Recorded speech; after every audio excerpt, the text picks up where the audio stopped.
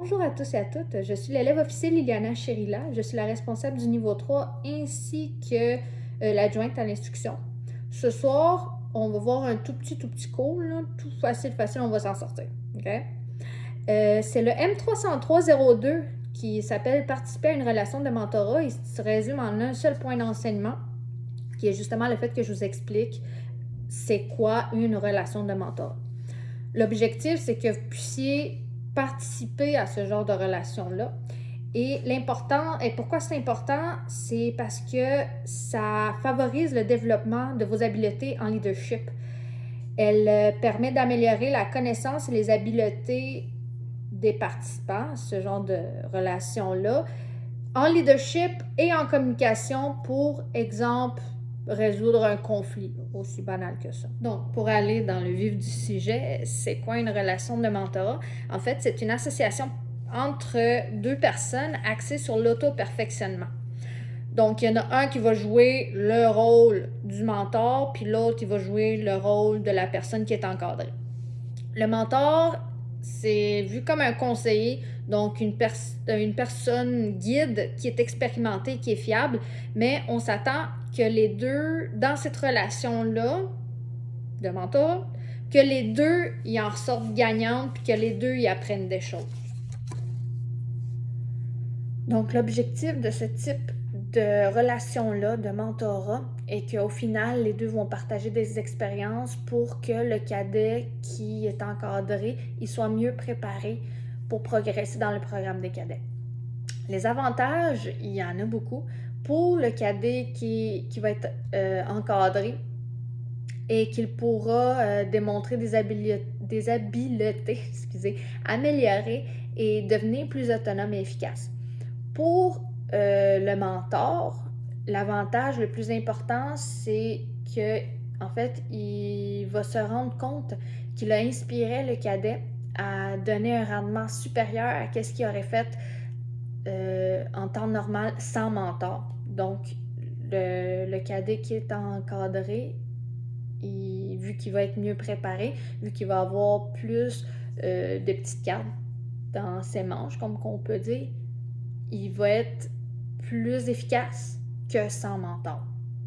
Fait que ceux qui sont des mentors, soyez-en fiers parce que vous pouvez inspirer, qui sait, peut-être la Céline Dion de demain.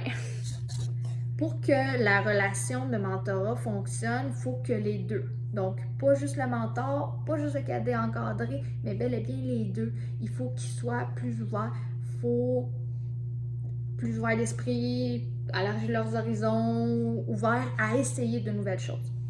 Okay? L'élargissement des horizons, justement, et l'amélioration de ses connaissances, c'est ce qui constitue, c'est le fondement d'une relation de mentorat. Donc, le cadet qui est encadré, il doit donner suite de ce que le mentor lui a fait comme recommandation et il doit être réceptif à ces recommandations. Le mentor doit recourir à la critique constructive et tenter de donner de la rétroaction qui aide le cadet encadré, mais la rétroaction peut être de nature positive ou de la rétroaction qui aide à trouver des solutions si le cadet encadré il y a un rendement à la baisse. Donc, la relation de mentorat est à double sens, d'où l'importance de la rétroaction que le cadet encadré doit faire.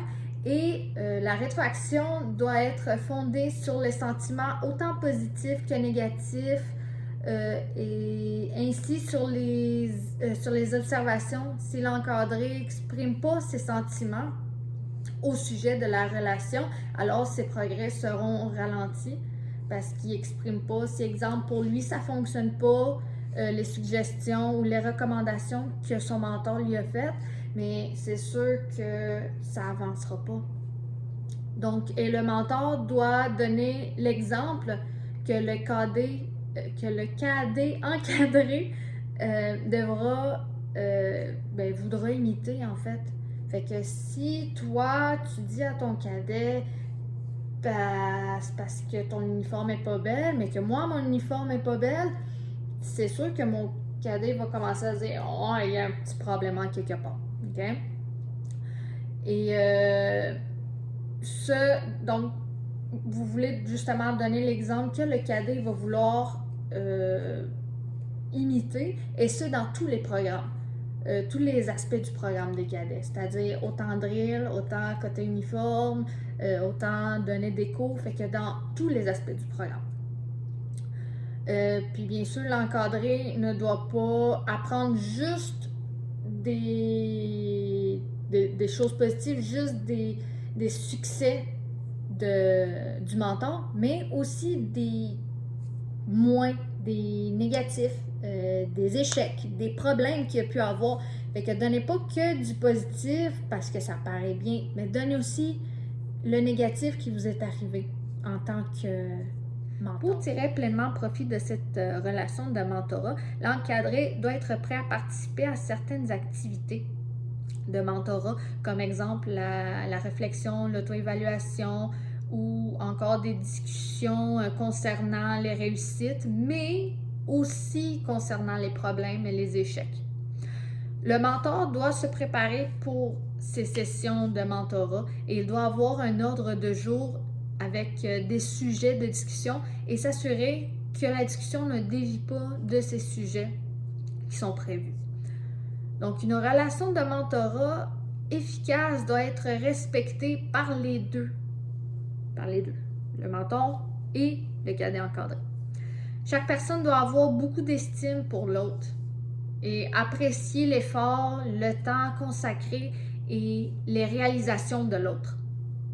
On s'assure de cette façon que cette association entre ces deux cadets-là sera durable et mutuellement bénéfique, autant que pour le mentor, autant que pour le cadet qui est encadré. Donc, nous avons vu c'était quoi des avantages de cette relation, nous avons vu comment rendre cette relation-là justement bénéfique pour les deux.